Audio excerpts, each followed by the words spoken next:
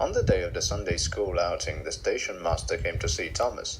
"Percy is broken down," he said. "The Fat Controller wants you to run a special train." "But that goes to the mountains," objected Thomas. "Our line doesn't go there." "No," agreed the driver, "but the electric one does." Thomas was excited. "I've never been along there," he said. It seemed only a few minutes before the vicar appeared, followed by a crowd of excited, chattering children.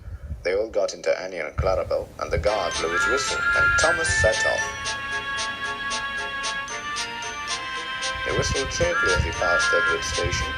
Edward was so surprised to see him that he nearly forgot to reply.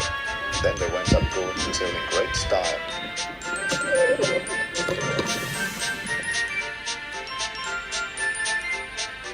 And at the next junction, Thomas ran round the coaches again. Poor Annie and Clarabel were really confused. Which way are we supposed to go? They wondered. But Thomas was enjoying himself, and he soon reached the station which the mountain engines shared with the electric trains. All of Thomas's passengers got out, and the guard made sure they all knew where they had to be back. "That fit in with the other trains along here," he warned them. "If we're late, goodness knows what time you'll get home." Thomas had a splendid day. He enjoyed talking to the other engines and was sorry when it was time to get ready to go home.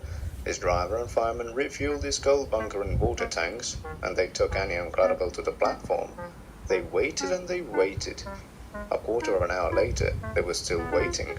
"Come on," fretted Thomas. "We shall miss our path, and I'll have to dawdle all the way home if they don't come soon." They waited again.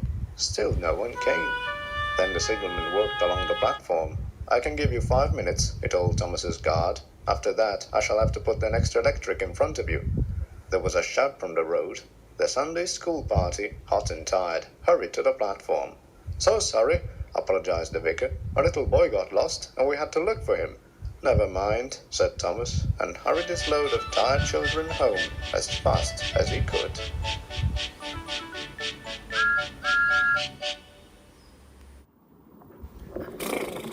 "It's very cold and frosty tonight, Thomas," said his driver, as he climbed out of the cab and got ready to go home.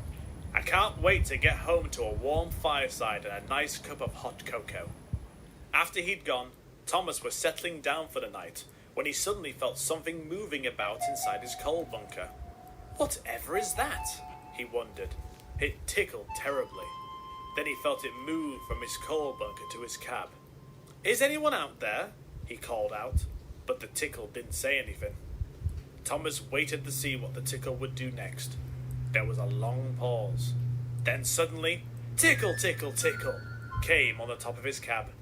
Next, there was a very faint mew and a little scratching sound. It sounds like a kitten, but it can't be, surely. By now, Thomas could feel 2 tickles inside his cab. Then the first tickle left the second tickle near his fire, and he felt it tickling its way out of his cab again. This happened 5 more times. There were 3 tickles, then 4 tickles, then 5, 6, 7 tickles. All of a sudden, the tickles stopped, and all Thomas could hear was a sort of purring sound, a bit like the one Bertie the bus makes when he stopped at the traffic lights as his engine is ticking over. Thomas thought that it all sounded very mysterious. He rather liked the feeling of the tickles, but he wished he could find out what they were. Gradually, he drifted off to sleep, and it wasn't until the next morning that the mystery was solved. When Thomas's driver and fireman came, they were very surprised to discover a mother cat with 6 kittens, all sleeping soundly by the coal shovel. "She must have brought them in to keep warm by your fire last night, Thomas," said his driver. "It would have given off quite a heat for several hours." The Fat Controller soon found homes for all the kittens. There were 5 girl kittens that they called Annie, Clarabel, Daisy, Mavis, and Henrietta, and 1 boy kitten. Can you guess what they called him? It's the same name as someone who is number 1.